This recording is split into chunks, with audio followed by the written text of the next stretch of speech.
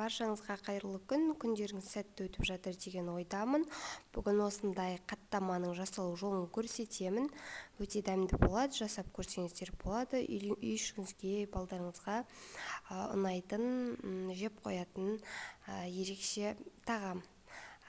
Ең алдымен жылы суды, жылы сүтті ыдысымызға құйып, тұзды салып аламыз және қантты саламыз оның үстіне, және де дрожж, яғни ашытқынымызды салып, сұйық майымызды құямыз.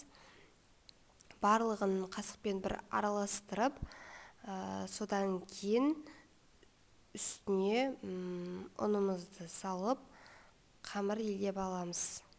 Менің арнама жазылмаған болсаңыз, жазылып лайк басуды және қоңыраушаны басып қоюды ұмытпаңыз. Арнамда көптеген торттың, пирогтың, пиццаның, көптеген дәмді тағамдардың рецептісі бар. Қамыр илеп, оның бетін осылай жауып қоямыз.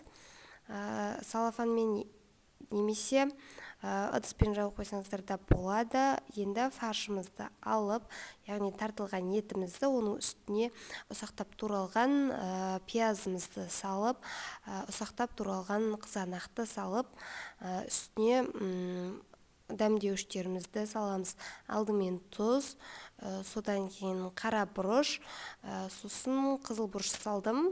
Өздеріңізде басқа да дәмдеуіштер болса қоссаңыздар болады, ол өз еркіңізде.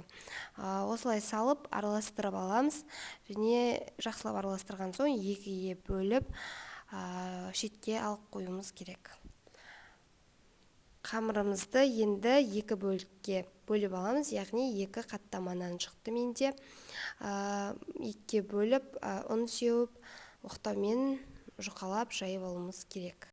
Егер қамыр жаюды білмейтін қыз-келіншектер болса, менің арнамда оңай қамыр жаюдың тәсілдері түсірілген видео бар. Көріп, үйреніп алсаңыздар болады. Жасай берсеңіздер, жая берсеңіздер, үйреніп кетесіздер.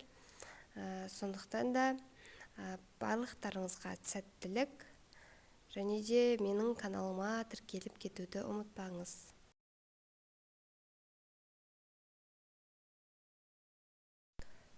Жайып болған соң майымызды үстіне құйып, қолмен немесе четкамен жағып аламыз.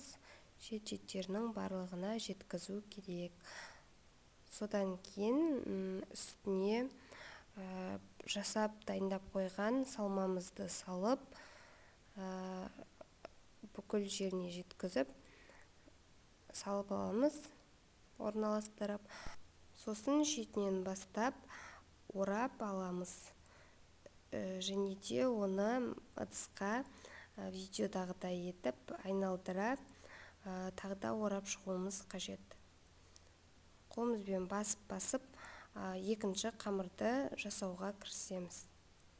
Оны да дәл осылай жайып, ішіне салмасын салып дайындап аламыз. Оны да осылай істеп 10 минутқа екеуін тындыруға қоямыз.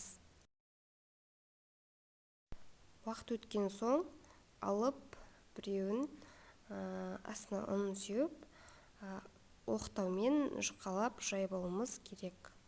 Және мені көріп отқан қыз-келіншектер, арулар, апалар, әпкелер болса, алдағы уақытта менің арнамда қандай видео күтесіздер, соны комментарияға жазып кетсеңіздер. Осылай жұқалап жағып, майланған табамызға орналастырып аламыз. Жұмыртқаны араластырып, осылай бетіне жағып шығамыз. Сосын пісіріп алуға пешке жібереміз. Біздің қаттаманымыздың екеуі де дайын.